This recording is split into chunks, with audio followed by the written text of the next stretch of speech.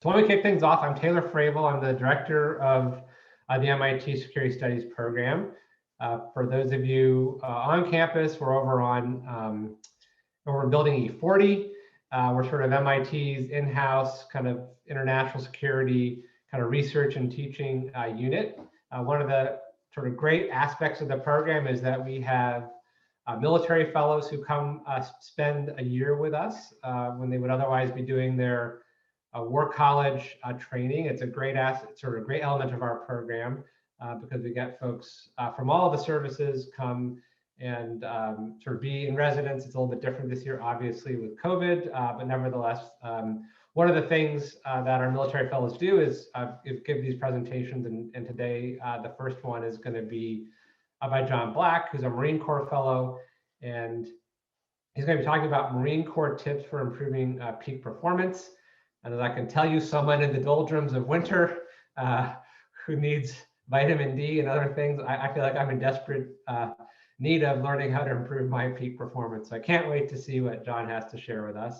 And again, as I mentioned, if you'd like to, we'll have John give his presentation. We'll have questions at the end. And then please just raise your hand and I'll sort of manage the queue and then call on folks to ask their questions. And when you do ask your questions, if you can, please sort of state your name, where you're from on campus, and we'll take it from there. Thanks very much, everyone. John, over to you.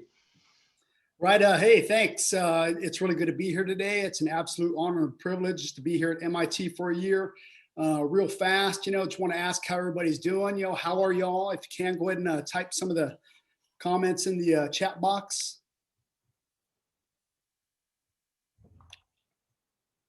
Andrew, is the chat box enabled? Yep, I see some. Oh, there we go. Yeah. Hey, so seriously, we just want to know how you are. How you doing? How's break? Looks like a whole bunch of doing great. It's a little bit of doing well. Some hanging in there. And that's to be expected. Cole, that was pretty good. Hey, for me and a lot of people that I talk to, I've heard a lot of great things about break. I think towards the end of last semester, a lot of people are like, oh my God, I'm so burnt out. I'm studying so hard, all these tests, all these exams, life is so hard.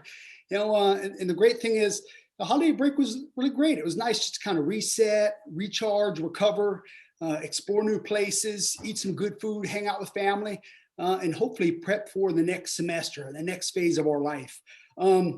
Hey, unfortunately, sometimes bad things happen, and I just want to tell everybody about something that happened with me. We had a really great vacation, but last week, our daughter informed us that one of her housemates committed suicide. And what's really interesting is, taking a look at COVID, for some reason during COVID, suicides increased across America. Who knows why? There's a whole bunch of different reasons, but it's really just important to make sure that we pay attention to ourselves and our friends. And if somebody needs help, just tell them to reach out for it.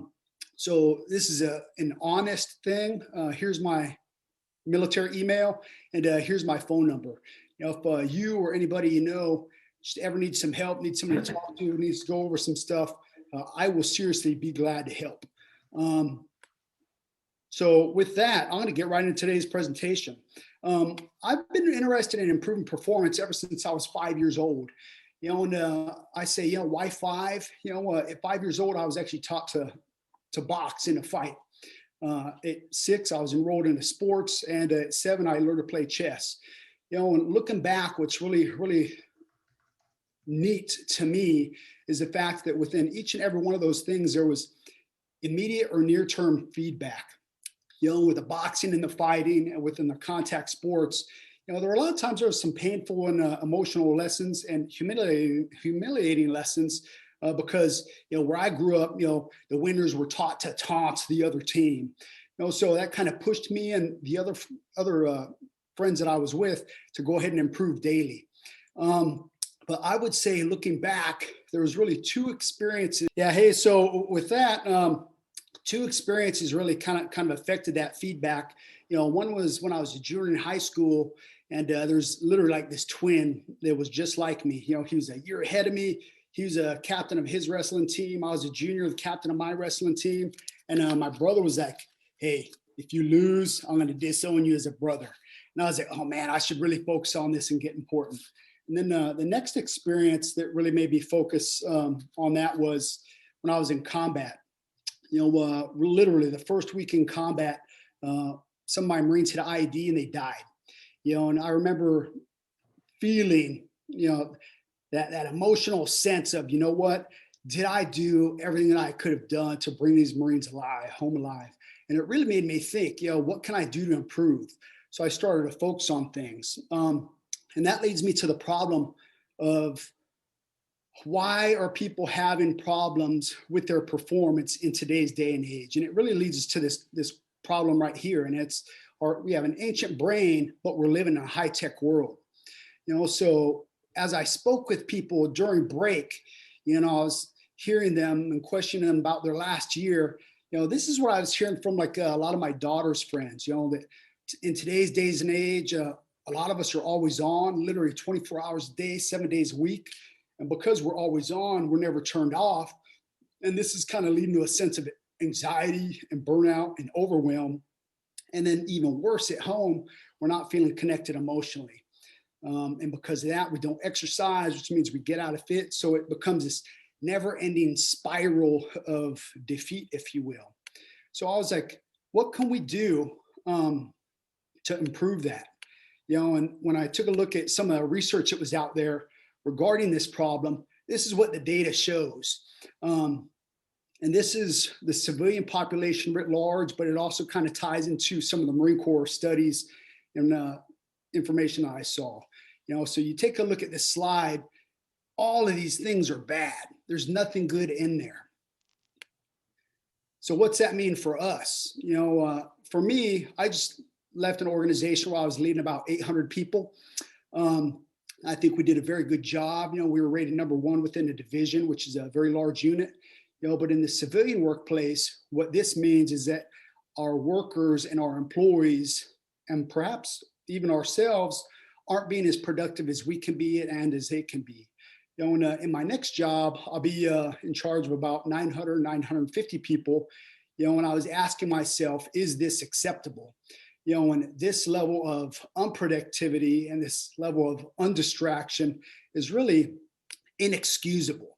And that's kind of what led me to getting this passion for how can we help people improve their productivity and their performance. And that's what leads to the solution. So when I took a look, the Marine Corps, we're over 245 years old. We've done very well for a very long time. But when you ask a lot of Marines, hey, look, why are you guys and gals so good? Why have you been so effective in combat against people who want to kill you? And a lot of times they can't really explain why. They say, it's what we do. We exist to provide a lethal capability for our nation. And all we want to do is go to combat and fight enemies who want to destroy our nation, our way of life. So I started to take a look at some of the studies out there. And what's really interesting, there's a lot of scientific data that backs several of the concepts that explain why we are so effective. And if we can apply the things that I'm going to show you today, this is what you're going to be able to do. You're literally going to be able to get calmer, more composed. You're going to be more engaged, more productive, hopefully more happy because you'll have a sense of meaning and a sense of purpose. You'll hopefully get motivated, get more physically fit. And at the end of the day, you're just going to be more grateful. And I think this sense of being grateful and being joyful and linked to a higher purpose really helps us out. So here's the agenda. So several points, really 5 points. I'm going to give you a starting point. I'm going to give you an end point. And now I'm going to give you 3 ways that you can go ahead and improve peak performance. And what I really want to focus on are these last 3. And that's the concept of flow, the concept of discipline, and the concept of grit. And I promise each and every one of you that if you can go ahead and use these 3 tools, these 3 ways, your life is going to be infinitely better. And like what's kind of funny is last semester, I took an 8-week course regarding flow from the Flow Research Collective. And I don't think I've been as recovered in 24 years in the Marine Corps until I implemented a lot of these things. So with that, let's go ahead and kick off the starting point. A lot of people ask, a lot of people don't even know where to go. And the problem with that is it generally stems because they don't know who they are. We're lucky in the Marine Corps because you'll see some of the things that are part of our identity, but you have to ask yourself, who am I? Who are you? What do you stand for? And what don't you stand for? And I think once you know that, just like a roadmap, you got to know where you are to get to where you're going. It's going to help you out. And a lot of times people probably haven't thought about this too much, but I would argue that a great starting point is seriously just from the national level. Hey, look, we come from a great country. We're full of diverse people, inclusive people. We have a lot to offer. You know, we were settled. We're a nation of immigrants. We have a lot of differences, but those differences make us stronger. Within our identity, each and every one of us in this class, you know, as Americans, we're blessed because the Declaration of Independence and the Constitution, you know, came up with some really creative and revolutionary ideas, afforded us a lot of rights that aren't necessarily afforded to other people throughout the world. Within the Marine Corps, each and every one of us took an oath and takes an oath to support and defend the Constitution of the United States. And what's kind of cool, you know, you start talking about nuclear deterrence and how the U.S. nuclear umbrella protects our allies and partners. I think what's really interesting about this is for everyone here, you know, every member of the military provides that umbrella of protection for you. We might not even know you, but we're willing to die for you. You know, and that might sound crazy to some people, but it's an absolute reality. You know, we love our country and the ideas that founded it so much.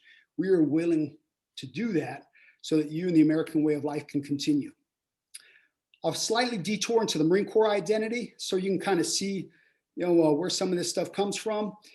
You know, and within the Marine Corps, you know, we've been around a long time. We always celebrate our birthdays. So if you ever see a Marine on November 10th, give them a shout out. You know, but our identity is what we tell ourselves. So when you know who you are and you know what you tell yourself, you could actually start to create some really special stuff. And for us, we tell ourselves that we're an elite culture. It's literally do or die. We will seek to accomplish a mission and we'll die if we need to. But within that, you know, we constantly reiterate and remind ourselves about our core values. And our core values are honor, courage, commitment.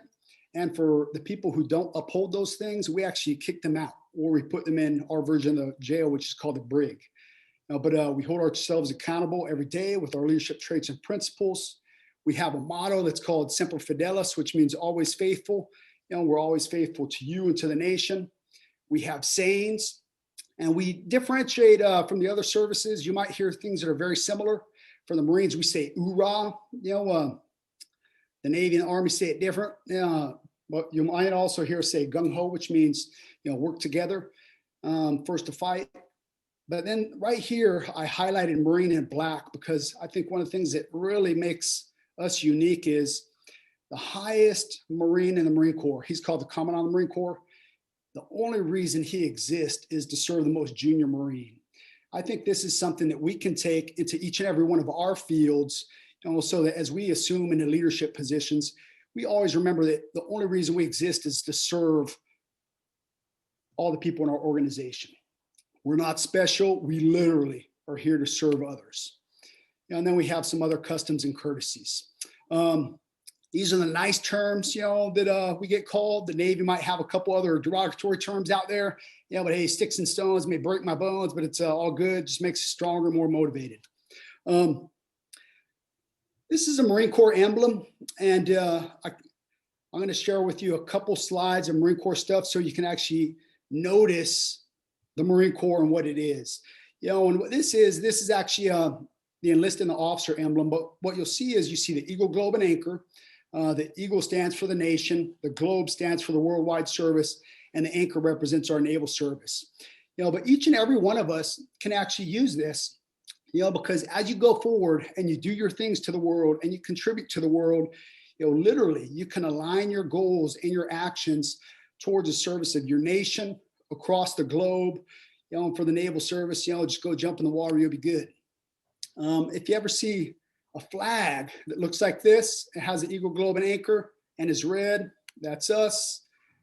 And then probably most notably is just our uniform. And when I was at boot camp, training Marines, over 75% of the Marines said one of the reasons they joined was literally just for this uniform, so you don't have to go out there and get flash uniforms like this, but hey, feels pretty good when you get dressed up. So those are the things that identify our identity as a Marine Corps. But what's really interesting is all those things align to each of you. You can use those and adopt those things. But MIT is a very special institution too. So I was taking a look, and like MIT's been rated #1 the last 8 or 9 years as far as universities within the United States. Each and every one of you belong to an elite institution in an amazing country, and you can make and contribute really great things to both. Moving on to the second thing, we've covered the starting point, and that's your identity. The second thing is really, what's your destination, or where are you going? So after you know who you are, really you need to ask, what's my objective, or what's my destination? On this is going to be different for every single person. And I'm a firm believer in hard physical activity. This is just a picture of some people climbing up Mount Everest. This was actually originally thought to be impossible until somebody said, hey, how can I do this? And the importance of having a high, hard goal can drive us every single day. And it might seem impossible now, but if we identify this goal in the long term and take incremental steps towards it, we can incrementally move our way forward so that we're improving ourselves, we're improving our family, we're improving our institution, our community, our nation, you name it. I chose this because as we're moving towards our high, hard goal, our destination, you need a North Star. And for me, this is probably one of the hardest things that I had to work on, because I used to not like to say no, and I would say yes just because I thought it would help. But by saying yes, it actually detracted from long-term goals. So this is one of the things that I've been working on, trying to improve within the last year. So as you're moving towards your high, hard goal, your long-term objective and destination, just remember where your North Star is and do not get taken away from it. For Marines, our destination is combat. And the only reason the Marine Corps exists is to fight and win. You'll hear that we focus on winning battles and making Marines. That's true. But literally everything we do is focused on winning in combat, not going to combat and dying, going to combat and doing okay. It's going to combat and winning. So as a leader for me, this is really critical, because I remember the pain of telling those mothers and those fathers and those wives or husbands that their Marine died. But this is something that we signed up for. So we actually want to deploy to combat, very similar to a doctor that just graduated medical school wants to operate on people. And this is what we do. We really love it and we really thrive on it. And I would say you talk to just about every single Marine, we would rather die than live with dishonor. So every single day, in every single way, what we do, we try to improve just a little bit. If we can improve just a little bit, every single individual as an organization, we're going to improve. We constantly remind ourselves about our legacy and our history, and we try to make sure that our actions support and strengthen the legacy of those that have gone before. So for us, these are 3 of our most important battles: Belleau Wood, Iwo Jima, and Cho Sen. And what's really amazing is we teach people, hey, look, life is hard. Life is harder when you're stupid. And a lot of times, especially in today's society, I think most Americans are really pampered and they're protected from the ugliness of the world. But what we tell the Marines, hey, look, in life, you're going to experience pain. You're going to experience suffering. You're not going to be the first person that experiences it. But you know what? We've seen everything. So we're going to get through this together. And by getting through it together, we're going to come out stronger. By doing that and supporting each other and loving each other, we make each other more resilient. This is a 4-step planning methodology that we use within the Marine Corps. It's actually a naval methodology, but a lot of our planners get taught. if you can use this 4-step planning methodology, I think it's going to help you out. Not even I think, I know it's going to help you out. So as you identify your high, hard goal, your objective, your destination, all you got to do from there is back plan activities. But as you back plan activities, it's really important that you go ahead and prioritize them, because not all of them carry the same weight. Once you identify all those activities back to the start point where you are today, then the next thing is to assign resources. When you talk about resources, different people categorize things differently, but I put the things in the parentheses there that are important to us. Just take a look at those and then factor those in. And then after you assign your resources, then you just need to step back and identify risk and then take action. I know without a doubt, because this has worked for over 24 years, if you could do this to your activities incrementally, you're going to be able to get to your high, hard goal, which really leads us to the important portion of this brief. And hey, that's great. I know who I am, so I know my identity. I know where I'm going. I know what my goal is, my final destination is, but how do I actually get there? What do I got to do? And that's the beauty about this. When I was growing up, my grandma used to tell me about a story of a Cherokee chief, who was getting ready to die, and he pulled his 3 sons in.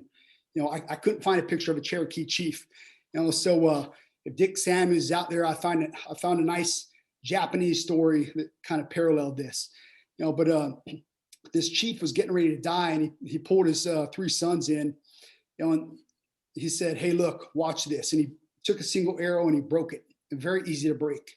And he put 3 arrows together and he tried to break them, and it bent and it bent and it bent, but they didn't break. And he turned to his sons, and he was like, "Hey, what's this mean?"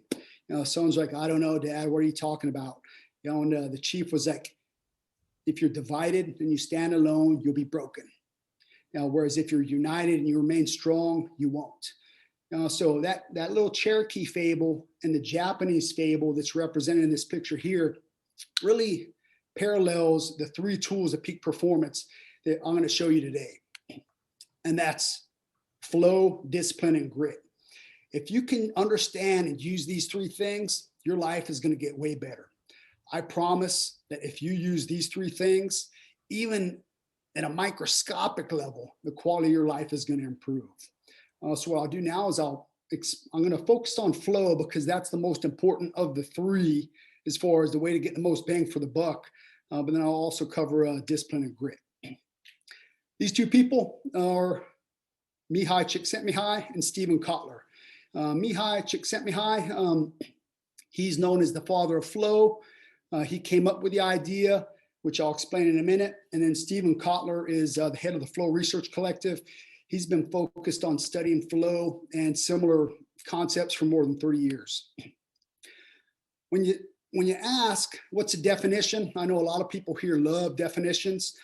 I'm going to show you 2 different definitions here. We're not going to get into methodologies and if A equals B and A, all the other stuff. We're not going to do that, but I am going to hit you with the definitions. This is what Csikszentmihalyi, this is how Mihai Csikszentmihalyi defined it. I'll give you a moment to read it. So if you can, right now, just you can close your eyes and just think back. When was a moment in life that I was doing something and I was so focused that nothing else mattered? Hey, Andrew, can we see some chats? Certainly. I think they should be right there. Yeah. Hey, so right now, each and every one of you, just close your eyes. Think of a moment where you're doing something that you were so involved that you forgot about everything else. What are some of those things?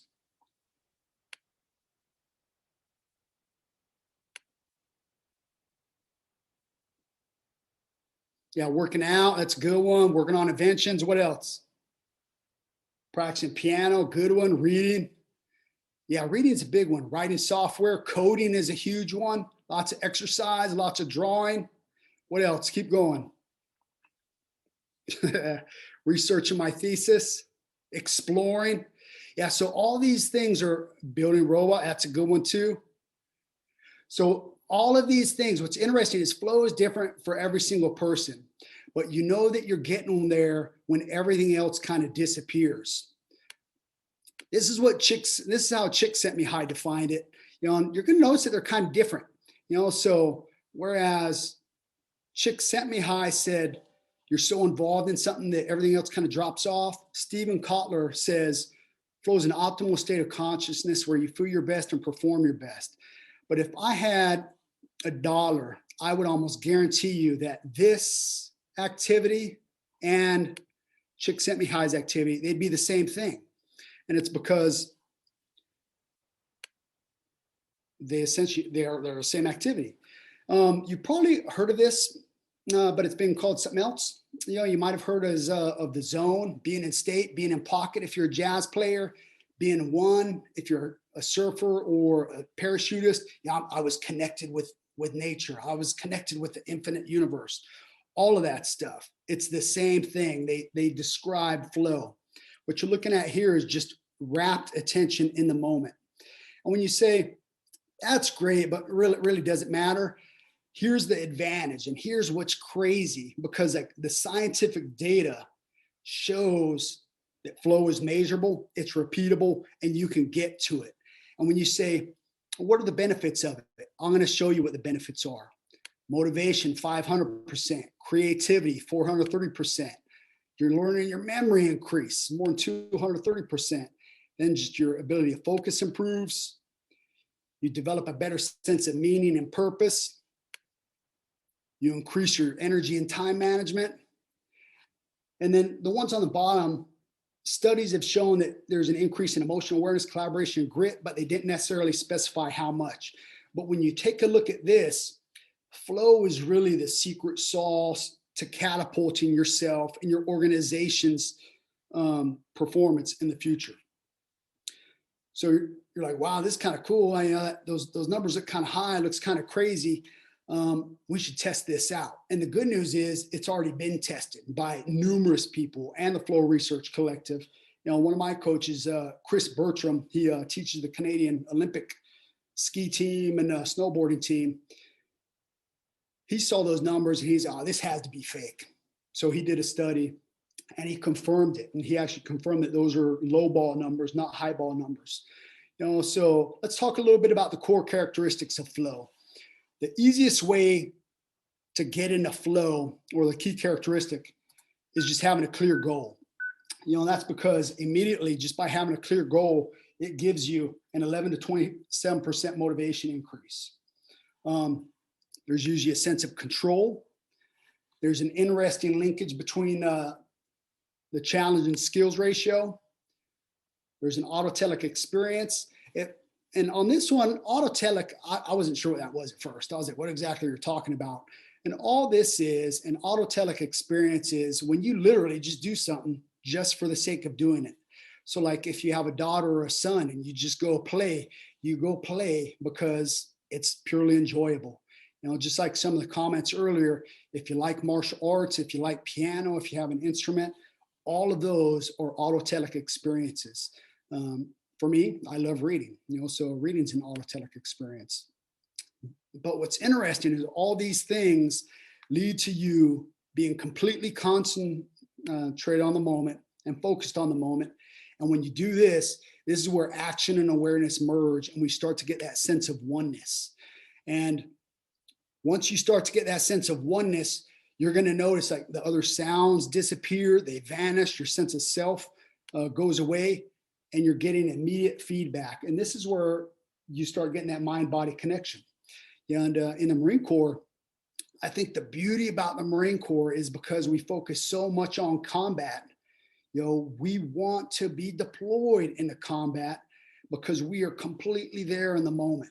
You know, when veterans come back, even if they have PTSD, even if they're broken, when you ask them, hey, so how was it?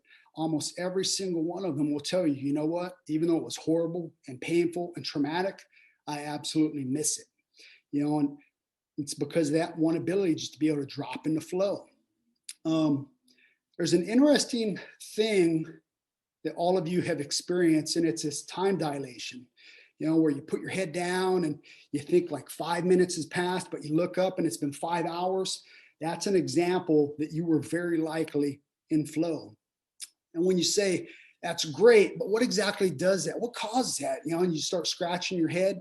There's actually two different things that describe it. One is neurochemically, you know, these things result in your body giving you chemicals that you didn't have previously. You know, and what's really amazing is, you know, your body's going to release different chemicals at different times, but during flow, your body's going to flood your system with 5 chemicals at once. So you get this very unique chemical cocktail that if you tried to buy on a street market would kill you. You know, so it's this very natural experience that it allows you to experience flow and to be completely focused. And that unique neurochemistry is going to result in 4 flow feelings. And that's, you're going to feel very selfless, which means like you're not going to worry about what other people think. Your sense of time is going to completely drop off. You know, this might be an episode where like people who like video games, they play video games for 3 to 5 days, you know, only getting up to go grab a snack and go to the bathroom. Everything is going to be effortless. And then you're going to feel this sense of richness. And when we say richness, you know, some people are like, well, what exactly is that? You know, and it's your sense of visual acuity is going to be fine-tuned. You're going to notice the colors. You're going to hear sounds that you might not otherwise hear. Your body's going to feel sensations that you might not otherwise feel. And you're going to just feel much closer and much more connected to that unique experience. And at first, when I was researching all this stuff, I realized that not all the time are people going to be able to drop into this high flow example. But when I was talking to my coach, you know, that coaches a Canadian Olympic team, he was like, hey, you have to understand, this is like everything else. There's a spectrum, you know, so there's a high and a macro end of flow, and there's a low micro level of flow. So you don't need the full high macro flow experience to get these benefits of flow. Even if you get small amounts, you can still improve your performance enormously. So we want to get there. Right now, I want to give you a few flow examples. I'll describe them with the words, and I'll show you a couple photos.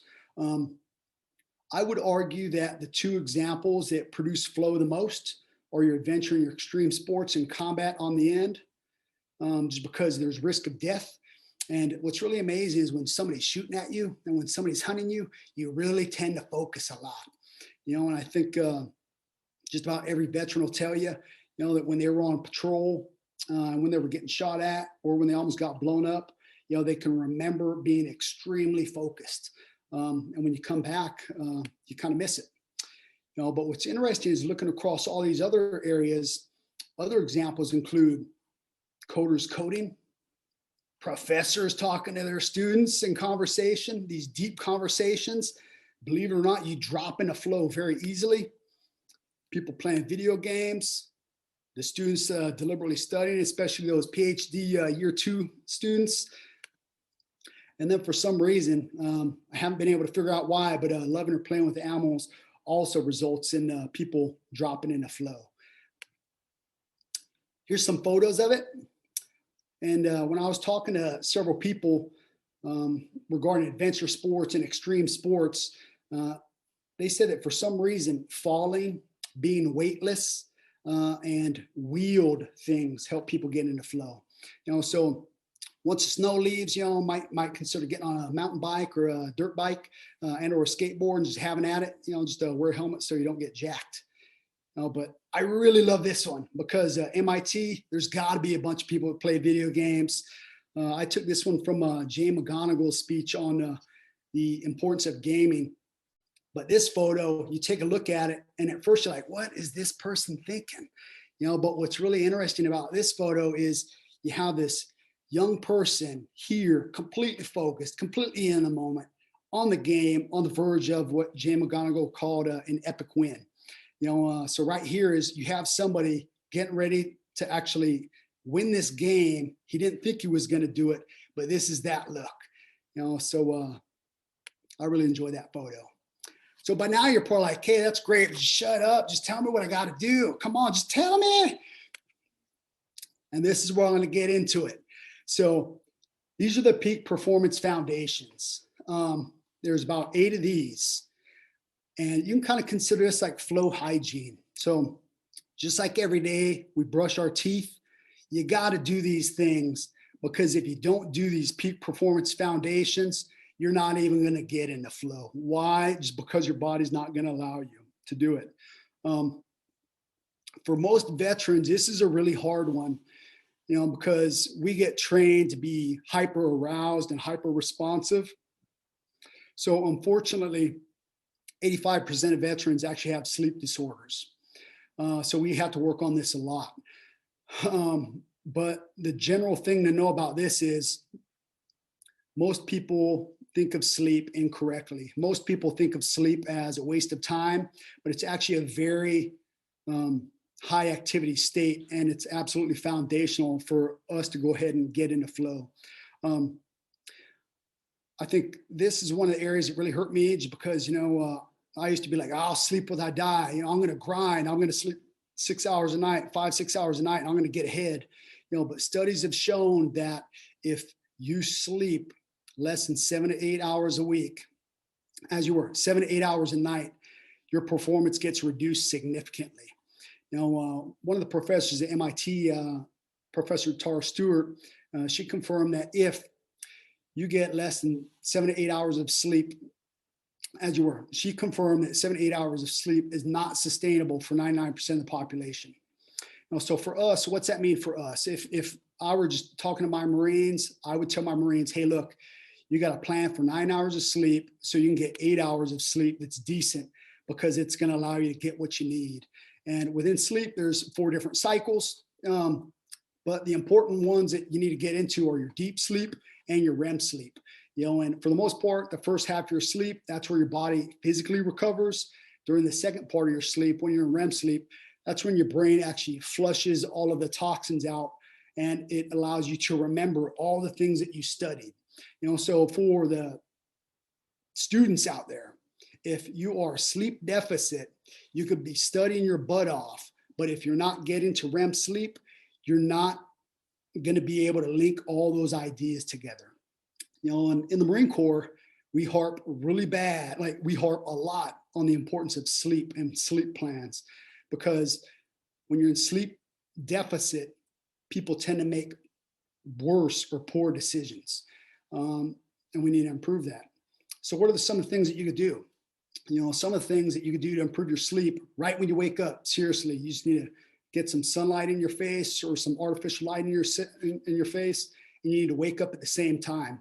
For the Marines, across the Marine Corps, we usually wake up at 5:30. We have a set time that we wake up every day. So for you, you should be waking up at the same time, going to bed at the same time, and you should also be trying to make sure that the room is cool at about 68 degrees, very dark and very quiet.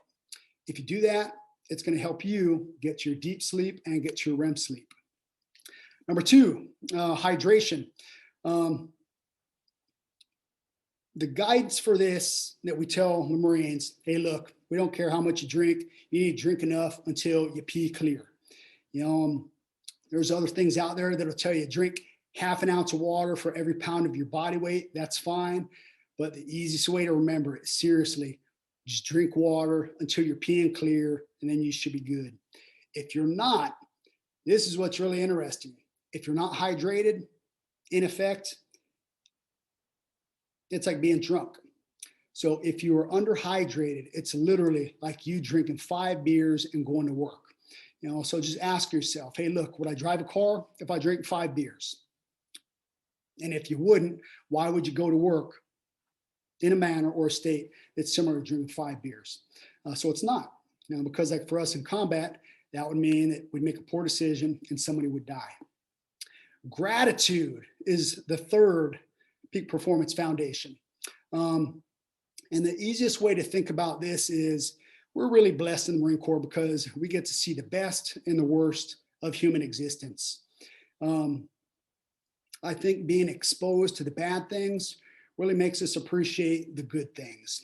So what we tell the Marines, hey, look, Bad things happen to good people all the time. You can't experience the good without the bad. You can't taste the sweet without the sour. So enjoy the good things. So on a daily basis, really, you should think about and write about some forms of gratitude. And it could be as simple as, you know what, I'm so blessed to be able to wake up and be alive today. I'm so blessed to have a wonderful spouse or a wonderful family, a wonderful boyfriend or girlfriend. I'm so blessed that I was able to sleep in a warm bed and a clean bed. I'm so blessed to be able to drink clean water. I'm so blessed to be able to trust the police. Because in a lot of places, you can't do that. It really doesn't matter what your gratitude is, but you should be telling yourself. And what's interesting about this is numerous studies have shown that people who write in a gratitude journal for a couple minutes a day and like handwrite things in their journal, it releases endorphins, and not endorphins, it releases dopamine and oxytocin, which helps them relax and go to sleep better. So please do that. And I think it'll help you out. Mindset's the next thing. And there's a lot of information on mindset. But for all intents and purposes, I'll just focus on two. It's usually broken down into a growth mindset or a fixed mindset in a manner that Carol Dweck explains, and or just in a positive and negative manner, optimism versus pessimism. I think the biggest thing here is the Marine Corps teaches us that in order to be effective leaders and in order to be effective Marines, we have to have a growth mindset, because we expect bad things to happen in life. And as long as we learn from those bad things, we should embrace them. So embrace the challenges, lean into it, deal with the stress, accept the stress, and move on, learn from it, and grow stronger. With a growth mindset, you need to believe that you can fix things, you can control things, you can be the own captain of your fate and of your destiny. It's that inner locus of control that allows you to accept things in life and to move forward. But there's also been studies by like Dr. Gervais. He works with the Seahawks. He also addresses the difference between optimism and pessimism. And when he studies elite athletes, he notices that every single elite athlete has an optimistic attitude to a T. Not one, not a single one has a pessimistic attitude. A couple other studies that were kind of related to that show that people who are optimistic and or have a happiness advantage generally get promoted 33% faster than those that don't.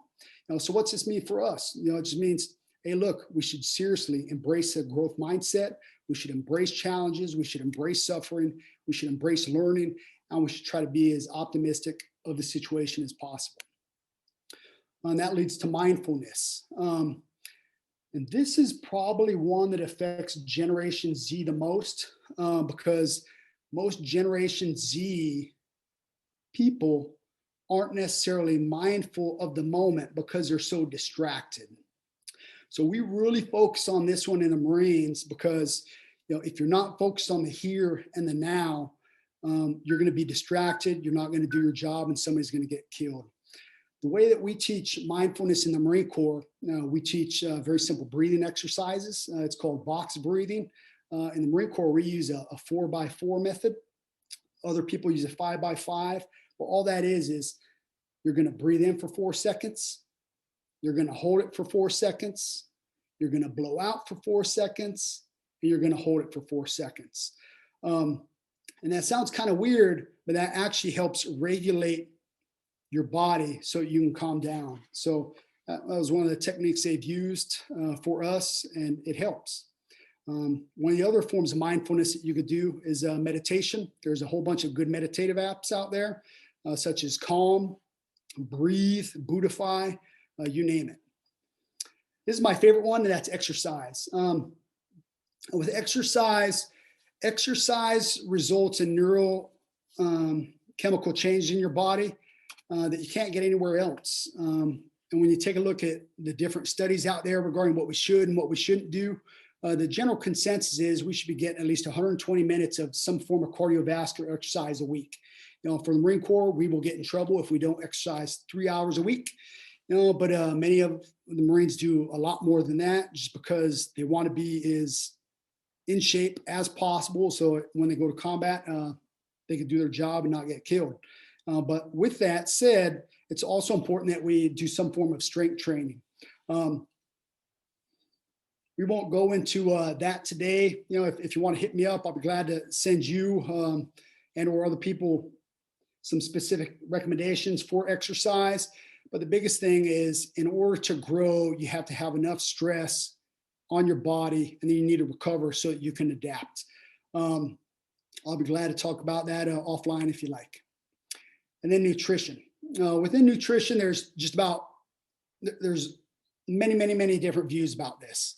There's no one right way, but what we generally tell Marines is, hey, look, if you're following a diet that has a name after it, it's probably not good because it's limiting you. And we tell them that we want them to focus on their macro and their micronutrients. So that's your protein, your fats, your carbs, depending upon your body type, depending upon what you want. We can tailor that to you to help you get what you want. But the important thing is you want to just try to increase the amount of protein so that you can build muscle, so you can lose fat, so that you can be as metabolically efficient as possible. And then last but not least, other peak performance foundations is just the social support. And this is what's really amazing. Like when you take a look at like Maslow's hierarchy of needs, some people argue that he actually got it wrong because he started out with, I can't even remember what he started out with.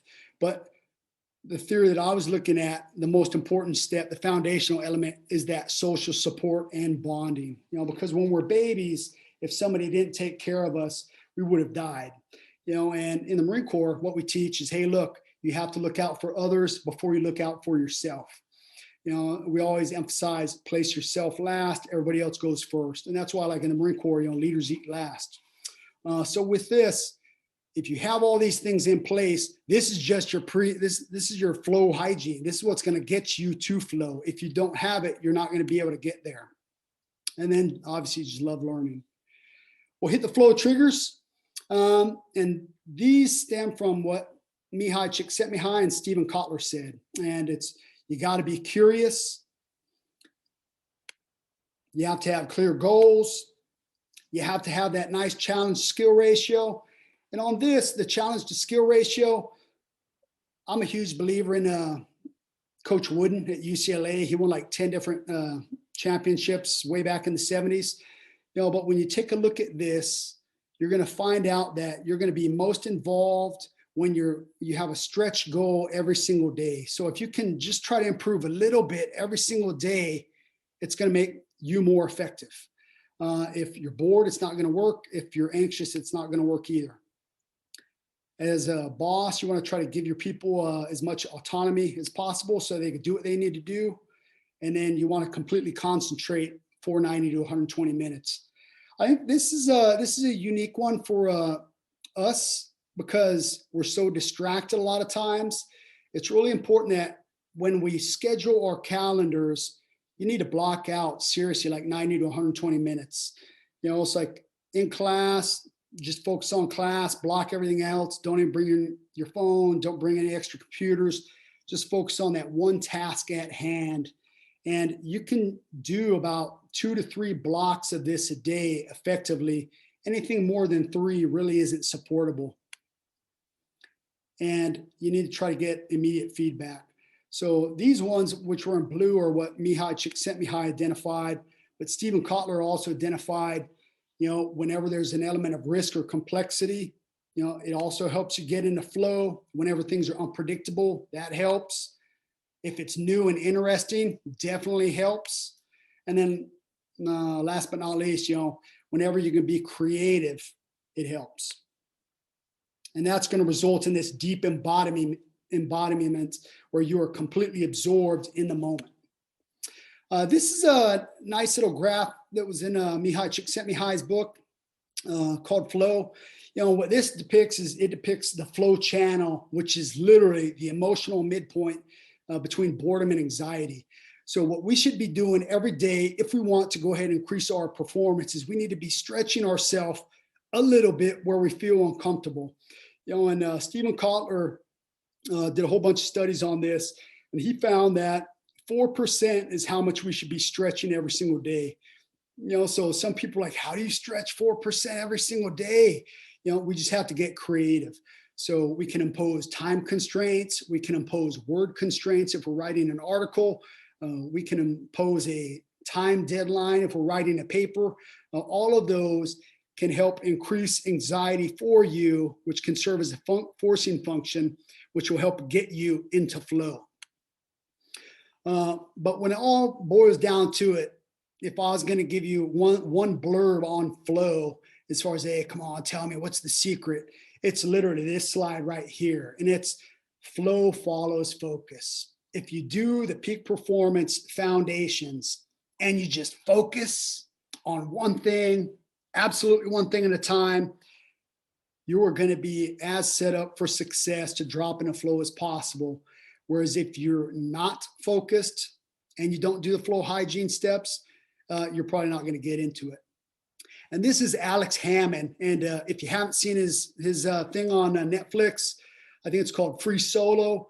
It's an amazing story. And like, I'm an adrenaline junkie. I've been an adrenaline junkie ever since I was super little. We used to go jump off railroad trestles and cliffs, you know, and houses just to feel like the surge of adrenaline. Alex, pictured here, is climbing El Capitan, which is over 3,000 feet with no ropes. That's crazy to me. There's no way I'd do it, you know, but this is him. And when you take a look at him, he is absolutely in flow. Look at the focus, his eyes, his mouth, his breathing, his hands. Now that's what I want each and every one of you to be in for at least 5 hours a day, even if it's just 90 minutes. You know, you can literally, if you get in the flow, you're going to accomplish more on a Monday than everyone else will accomplish in a week. You know, and if you could do that 2 days a week, now you're way in advance of your competitors and the people you're competing against. That's what it looks like when you're in flow. This is what it looks like after flow. You know, so look at the smile on his face. Like he just did something that he was told and that people thought was impossible. You know, that's what I want all of us to experience. You know, for us, you know, in combat, when you live, that's what you feel like. That's what you bring home. But you got to be aware of some things that will absolutely get in your way. And especially for the Generation Z and the millennials, you know, people who grew up with phones ever since they were like 5 years old. There's some smart people out there working marketing who are, you know, they know how to manipulate the neurochemicals with notifications to keep you addicted to your social media. You seriously have to block out things and block out distractions. You have to avoid that fixed mindset. You have to avoid negative thinking. You have to try to stay balanced and not get over aroused. And you need to prepare for whatever you're preparing for. For me, my biggest thing, the biggest thing that's hurt me was just poor recovery habits. You know, I think in the Marine Corps, a lot of times, you know, there was a belief that by grinding and just pushing through it and overtraining, you can break through the wall. You know, but the science doesn't back that up. The science will tell you that's stupid. The science will tell you, you know, that might be a belief, but the data doesn't support it. You know, so we need to get away from these things because poor recovery destroys flow and destroys peak performance. Just like lifting weights, stress can be a good thing, but only if we recover appropriately. You know, and the key here is every single day we want to induce a little bit of stress, that 4% stretch, but then we want to recover, and that's going to make us stronger, and it's going to allow us to adapt more. And when you say, hey, how exactly do we do that? You know, the way we do that is we prioritize activities, and then we just try to get into a hard and easy rhythm. You know, we got to go up, we got to go down, and then we got to recover. You know, and if we can do this for 90 minutes to 120 minutes a day, 2 to 3 times with a 30-minute reset in between, you're going to be set up for success. Here's some recovery protocols down on the bottom. I'll let you read that real fast.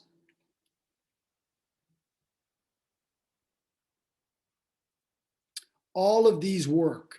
And one of my favorite ones is that hot cold therapy. You know, like during COVID, I haven't been able to do the hot therapy because we don't have a spa or a sauna here, you know, but you want to get some neurochemicals flushing through your system, just go jump in a cold shower. So right when you wake up, you know, right before class, go jump in a shower, turn that baby on cold, and just get in there and like stay in there until like you start shaking. Now that's one of my favorite ones.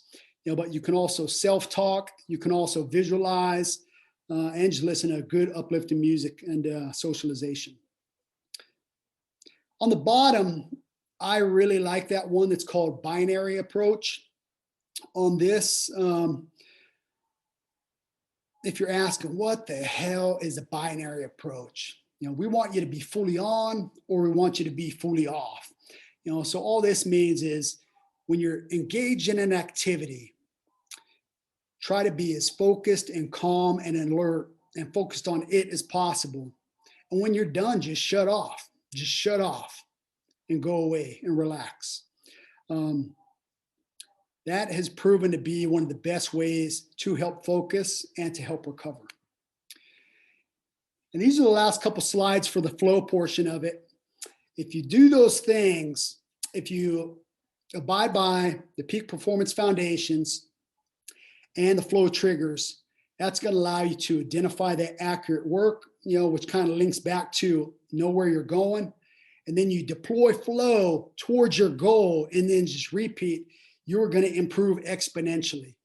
You know, this particular slide and the next couple slides are from the Flow Research Collective, but this is how people do things that were previously thought of as impossible, like Roger Bannister running the 4-minute mile, like Alex Hammond climbing Half Dome, El Capitan. This is how you get there. And as you do that, it's important to make sure that we align our activities towards that high, hard goal and back plan. So on this slide, when you take a look at the far right, that someday goal, that's your long time, lifetime goal, way in the future that you're trying to gear towards. You know, so some of the students right now, if you want to be a professor, a tenured professor in the future, you know, that could be one of your goals. You know, hey, look, I want to be a tenured professor. I want to write 20 books. You know, so what's that mean? It obviously means I got to, you know, try to get my PhD. I need to publish some articles, maybe need to write a book, start back planning that back. You know, what's that mean now? It means obviously I have to pass my classes and I need to graduate. You know, I need to build relationships with professors and just align all these things from today towards that goal in the future. But what happens when flow fails? And that's where we come into the second most important thing of the tools. You know, so if the first tool was maximizing flow, what do you do when flow doesn't work? You know, that's where discipline matters.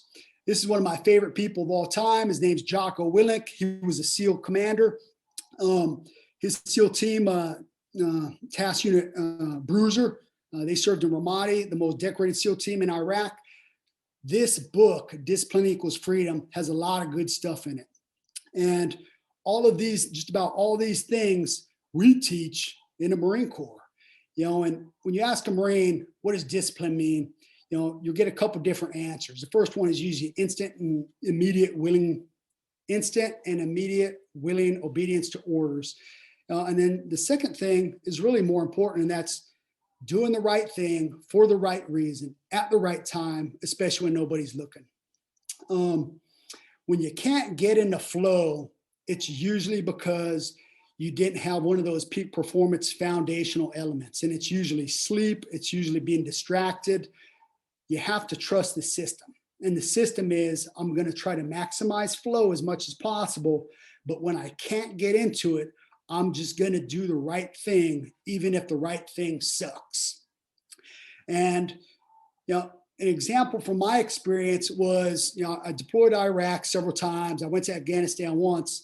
When I was in Afghanistan, I was a battalion XO, and usually the battalion XOs don't get to go out and participate in combat patrols, because usually the battalion commander will do that. So the XO usually stays back and takes care of everything else. I was blessed because my boss let me serve as a ground force commander during numerous missions. But I remember this one mission we went out on. We got intelligence that Taliban unit was going to be in the area. So we came up with our plan. We waited till they got in the area, then we pounced on them. And then when we went out there, usually I had a unit that I would link up with, and then I would go around with that unit. But this one case point in time, I showed up and there was no unit there. There was literally just like one other vehicle besides my vehicle. And I was like, hey, where's all the vehicles? First, go out on patrol. And their officer, the battalion commander said, you don't need more than 2 vehicles. And that seems crazy, because if you're in a patrol and the first vehicle gets blown up, and that means the second vehicle has to pull around the front to tow the other vehicle. So there's no security on the sides or in the rear. When I heard that, I was like, hey, that's kind of crazy. Let's get on the radio and call the boss. And I called my battalion commander and I was like, hey, I'm out here. There's not enough vehicles. We only have 2 vehicles. I need some more vehicles out there. The battalion commander was busy and he was like, hey, you're good. Just go with 2 vehicles. And like the week before, it was one of the largest explosives from an improvised explosive device, killed a Marine. And I was like, what are you talking about? Like literally 2 kilometers away, one of the biggest explosions. That's nuts. And like, hey, look, the battalion commander says, you're good. 2 vehicles, go. So we went, and the mission went well. We caught some Taliban, everything went well, but we did it. That's just an example of discipline in the moment, doing what you need to do it. What else would Jocko tell you about discipline? At the end of the day, you absolutely must own everything in your world. A lot of times progress isn't easy. You literally have to just do it. What you'll find is if you do the right thing for the right reason, even if you don't like it, in the long run, things are going to work out for you. And at the end of the day, seriously, there's no shortcut. You got to do the work. Not going to get the PhD unless you work through your thesis, start getting your stuff published. You got to go after it. Look at Jocko. I get so many people that are like, he's so mean looking. I think that's a friendly face. That's him smiling right there. I really like this photo because this photo also epitomizes discipline. And you take a look at this photo and you can't really see what's going on, but I can tell you just from the way the Marines are positioned that person in the lower right, he's on a machine gun. He's laying down fire towards the enemy. The person up high in the back left, he's looking for targets on the other side of the street. And then these 2 Marines are absolutely running for their lives. And across the road or field or wherever these Marines are running to, there's a photographer who is scared because he wasn't even able to take a focused photo. But despite having this very real threat that they were going to get killed, these Marines did what they needed to do at this particular point in time. So when you can't drop into flow, all I want you to remember is, hey, look, I can't get into flow. I just have to be disciplined and do the right thing, even though the right thing might suck. You do that, most of the time you're going to turn out well. Sometimes you're not.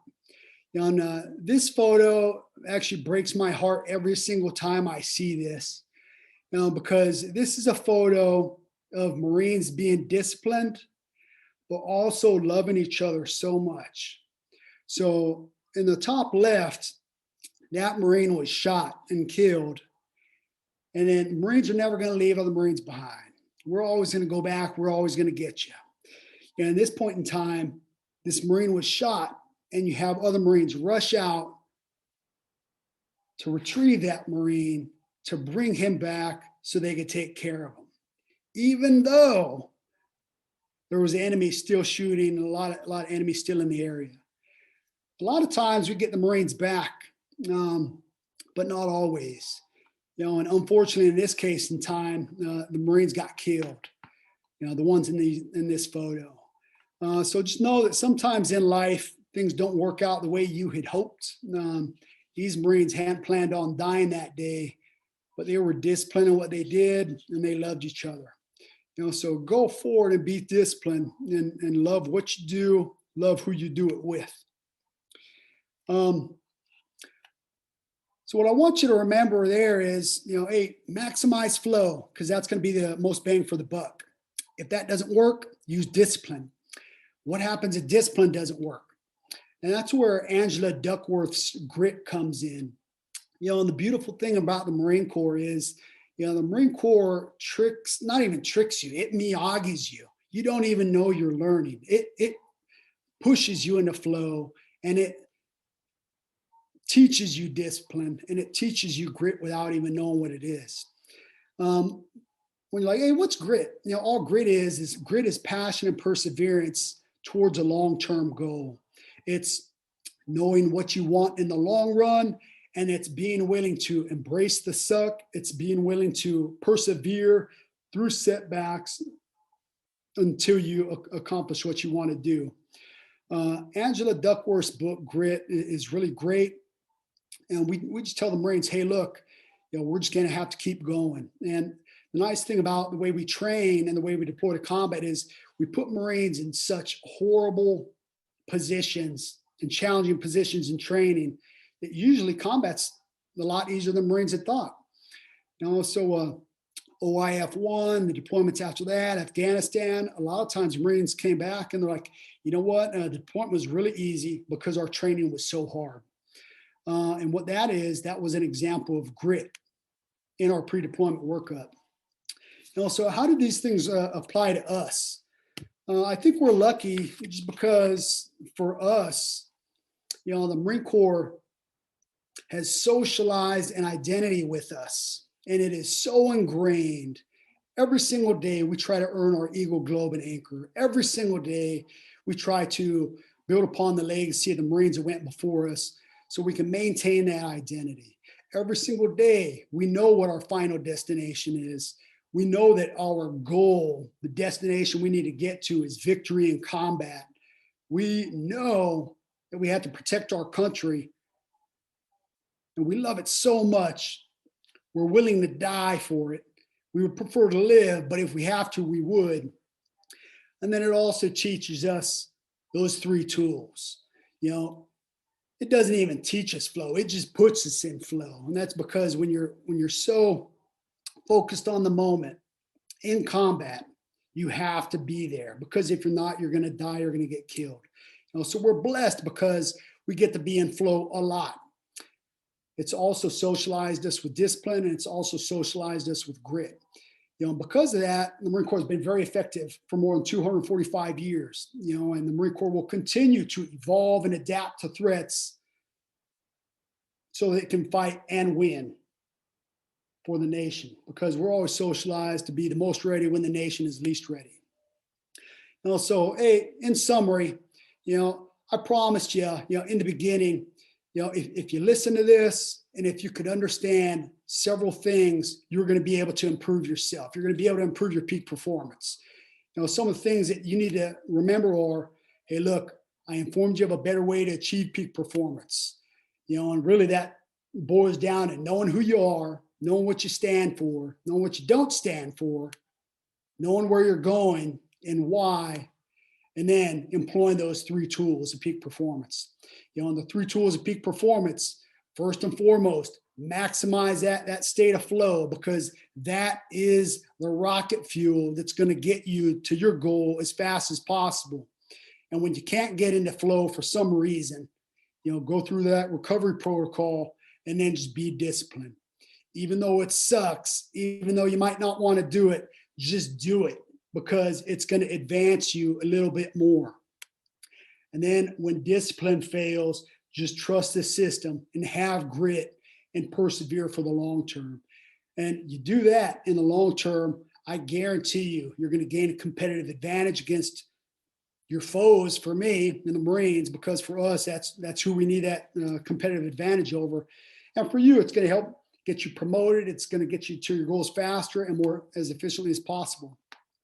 Here's a couple recommendations. I didn't really give any shout outs, but there's a lot of great organizations out there. The Flow Research Collective, the Flow Genome Project, Echelon Front that Jocko formed that works for, and also Michael Gervais' Compete to Create and Warrior's Edge program.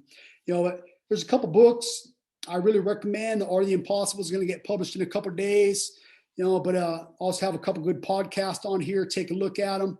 If you'd like a copy of this brief, just ask me for it. I have a ton of notes down in the notes that you could take a look at, and it actually goes into detail as far as how to get to each one of those things. And that I didn't go to this one. I kind of wanted to show you the Arnold photo, just because I think Arnold, this photo right here kind of epitomizes all three of these tools, because Arnold was the Terminator. He got in a flow big time, got in a flow and just kept attacking. But when you take a look at that, after he failed that first mission, his mission kind of changed, and it went from destroying and terminating to actually protecting.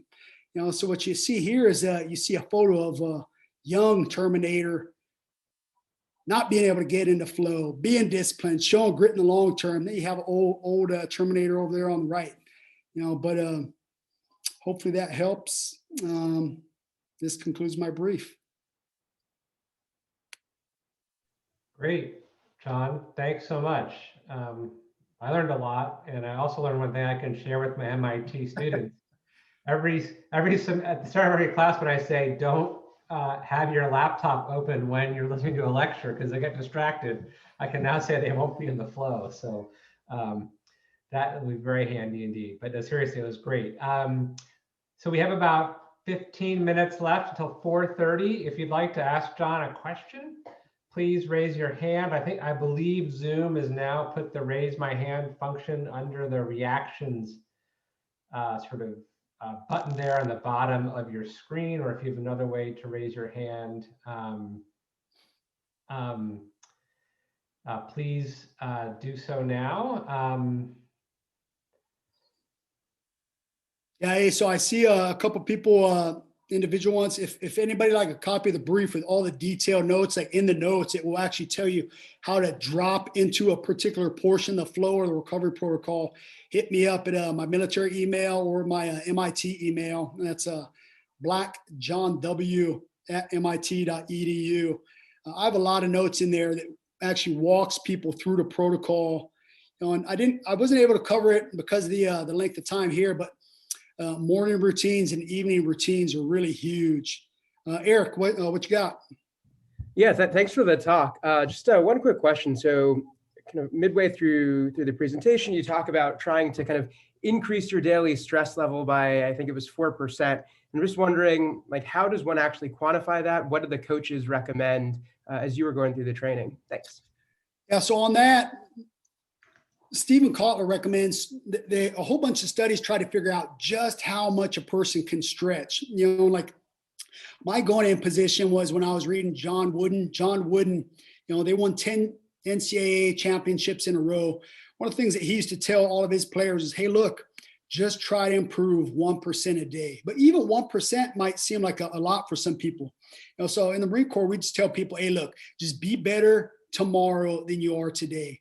But when I was talking with Stephen Kotler in his numerous podcasts and numerous emails, he said the studies show 4% stretch causes you to be slightly uncomfortable enough where you're almost failing, but it's enough to force you to grow. And he said, hey, look, getting the impossible is really sustaining this 4% incremental improvement a day over time. And that's what's going to lead you to impossible. Besides that, he didn't necessarily break it down for me, but when I asked my coach, Chris Bertram, the guy who teaches the Canadian Olympic team, he was like, you need to feel like you're going to fail every single day. And I was like, yeah, but what's that mean? He was like, yeah, you're going to have to come up with some artificial constraints. So what I used started to do. I never used to put constraints on me every single day. Like I'd wake up and I'd have my to-do list. And I'd just focus on the one thing that I was prioritized, and I'd go to the second thing, to the third thing. But I never added constraints. So what I started to do is I was like, hey, look, I have 100 pages. It normally takes me this amount of time. Instead of that, I'm going to try to do it in 1/3 the amount of time. And I actually noticed that by forcing myself to do it faster, I was able to do it. Similar with papers, a lot of times students will have several writing things throughout the semester. Hey, look, I know it's due in 4 weeks. I'm going to force myself to have it done in 1 week. Those artificial constraints are what I recommend. Does that answer your question, Eric? Great, John. Thanks. So let's see. Leonard has raised his hand. Leonard, if you want to ask your question and just briefly introduce yourself. Yeah, absolutely. My name is Leonard. I'm part of the Master of Finance program at MIT Sloan. I hope you can hear me well. I'm currently at home in France. Thank you for your service, and thank you for the amazing presentation. Bless, thanks. I'm not sure if you can hear me. Yep, you're Okay, good. great. We talked about the importance of setting goals, and that's something that's been, very present in my life. And I usually have an easy time setting goals on the short and medium term, but what's a good goal for the long term, for your whole life? Yeah, what's funny, and there's differences in this, because there's really two different theories. One of the theories is this thing called the passion theory, which most Americans like, and what this is, hey, pursue your passion. It's going to lead you to being happy and all that. And studies have actually shown that people who pursue their passion usually remain unhappy. And that's kind of disconcerting. Like, damn, we've always been telling people to chase their passion. Why do we do that? Hey, Eric, you there? I am. Yeah. For some reason, I don't see people. Is Zoom still on? Yep, Zoom's still on. We can hear you. Hey, good. I had to switch it. Yep. Yeah. So I would just warn people, beware of that passion process. What some of the other studies have shown is they call it this Craftsman approach. And what the Craftsman approach is, hey, look, most people aren't really going to know what they want to do their whole life until they actually find something they love and they get some form of success. So what that is find what you're interested in, and have multiple varied interests, and dabble in all of them. And then what you're going to find is that over time, you start going through the hard work, building that expertise, building credibility within whatever job you have. And then over time, by doing that, that usually leads to a love of what you're doing, which allows you to succeed in the long term. And when I joined the Marine Corps, I actually graduated college. And then I was like, if I were to die tomorrow, what would I regret not doing? And for me, it was, I would regret not serving my country. So I enlisted, like a whopping $900 a month, amazing pay, not really, but like, I just wanted to serve my country. But when I joined the Marine Corps, I absolutely fell in love with it because of what we did. And then they offered me the opportunity to become an officer. And like, I never looked back after that. I was blessed. Like in the Marine Corps, I don't think I've ever worked a day in my life. It's been a calling. Like I go to sleep happy. I wake up happy, not always, but I'm excited. I would say just focus on what you're interested in, work your ass off, put in the hard work, pursue it. That's your question, Leonard? Yeah, thank you very much. Yeah, with that too, I think one of the things too is within that high hard goals, if you email me, I'll send you the presentation with like all the notes in the bottom. A lot of times, a lot of studies are showing that people aren't happy, right? A lot of people, more than 65% of people aren't happy because they don't feel like they have a sense of meaning or a sense of purpose. So part of it is whatever you're doing, link it to a higher meaning and a higher sense of purpose. Because if you can serve others to help others, you're going to be able to go to bed at night and just go, you know what? I put in a good day's work. I learned, I got better. I'm better off than I was yesterday. Tomorrow, I know what my goals are, and I'm going to contribute. And if we all have this sense of service, and gratitude, it's going to help out. And the goal really is for you to live an amazing, successful life, physically, mentally, morally, spiritually, in every category. You know, die rich, leave a whole bunch of money to your kids, all that good stuff. What else? Bring it. We probably have time for one more question. So, and also John, his email is in the chat for those of you who might want to reach out to him afterwards or to get a copy of the presentation. I'm looking forward to it and all the notes. Let's see here. Fatima, over to you if you just want to briefly introduce yourself. Hi, John. Earlier, I recently joined CIS SSP program. Great talk. I thoroughly enjoyed it. I have a question regarding sometimes when you're so much into the flow and you're looking at the bigger picture and you're working for the greater good, your main target, you get so invested that sometimes in the middle of the journey, you don't get the result that you want. And then sometimes when you don't get the result that you want, you kind of get in the middle of questioning yourself that did I give my 100%, or is it, if for instance, one has a religion, is it what God wanted for me? So should I just leave it here and just think that this is what God wanted, or should I just kind of recheck and just doubt myself that if I've done my 100%? Just a little bit, another question, if I'm allowed to. I'll stay on here as long as possible. I'll stay on 3 hours. Let's do this. So within everyday basis, how to work on the fear and insecurity on a daily basis? Hey, so make sure two questions. One is regarding like if when you're in flow or when you're living, if you're not hitting the mark, what do you do? Is that the first question?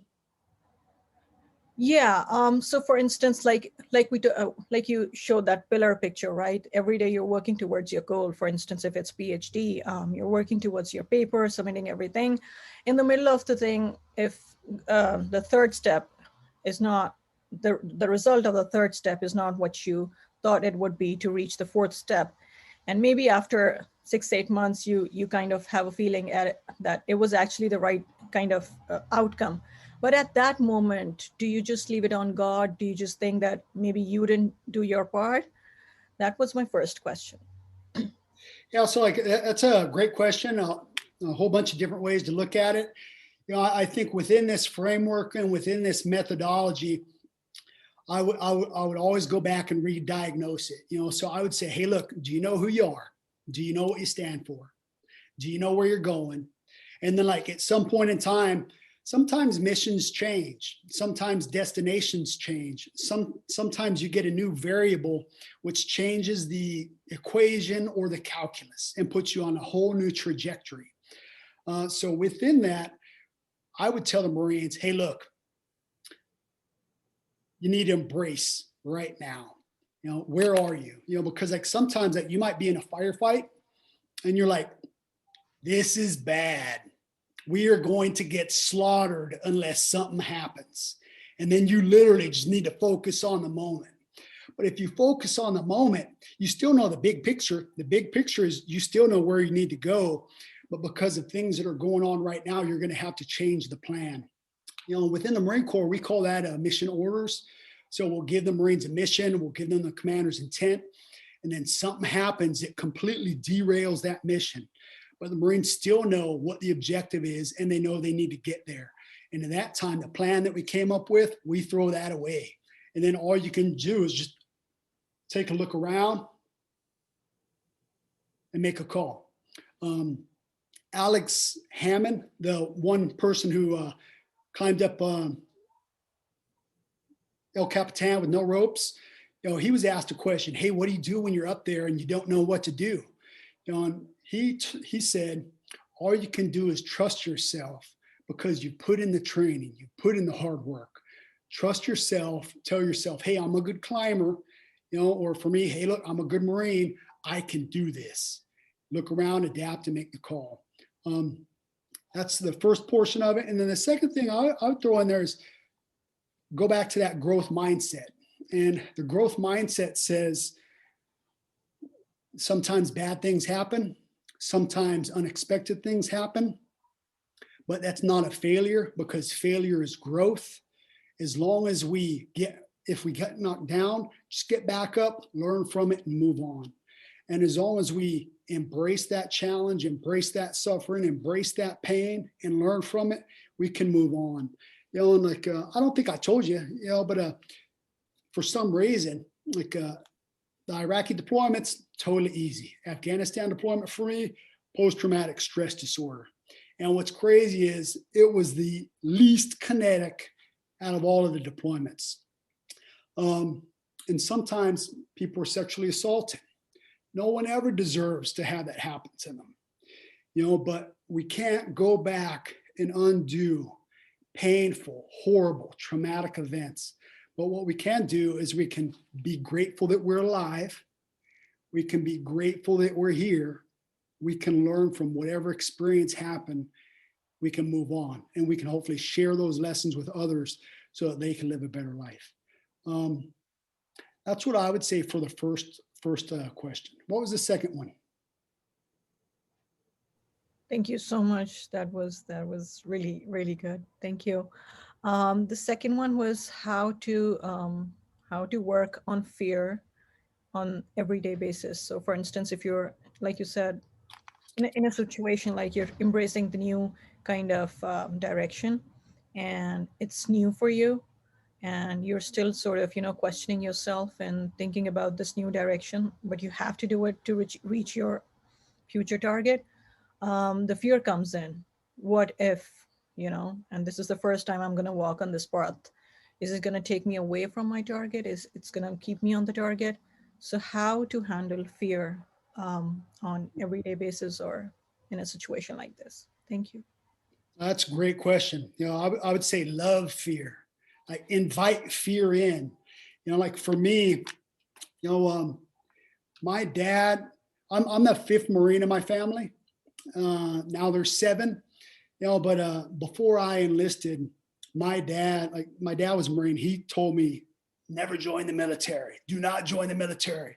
We raised you. We want you to use your brain, et cetera, et cetera. So I graduated college, spent all this money, got a scholarship. Now I enlisted. And when my dad came home, I was like, hey, Dad, guess what? He's like, what? And I was like, guess what I did today? He's like, I have no idea. What'd you do? And I was like, I enlisted, Dad. He's like, no. And like, he yelled at me. He was like, no, I told you don't enlist. And I was like, good news, Dad. He's like, whatever it is, you have to swear, don't do infantry. I was like, 2 for 2, Dad. Marine infantry, yes. And he was furious. But the reason I did that was because I wanted to serve my nation. So I was like, I could serve the Army, really interested in maybe being a Green Beret or serving the Marine Corps. And out of the two, the Marine Corps scared me the most because of the stories I heard from him and my uncles and my wrestling coach. So that's the reason I chose it. So I chose to face fear.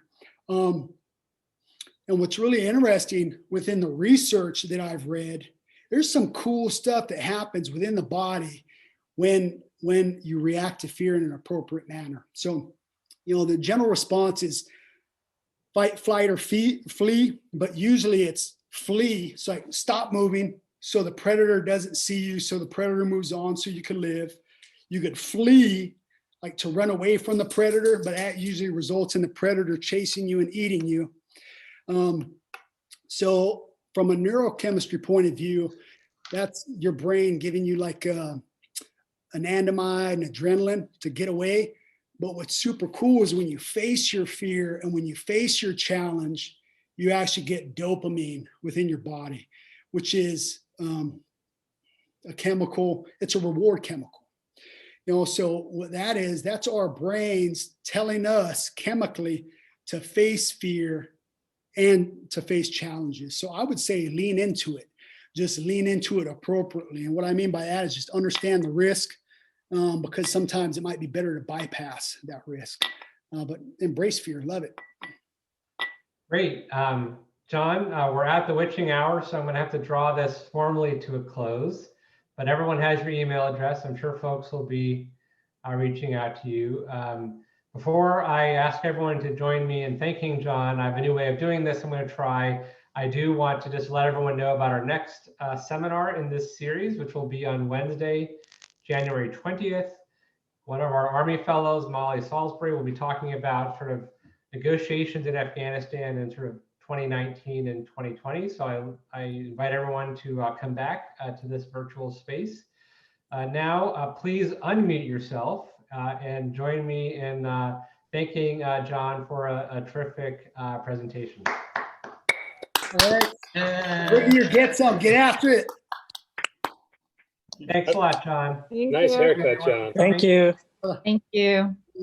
Thanks, brother.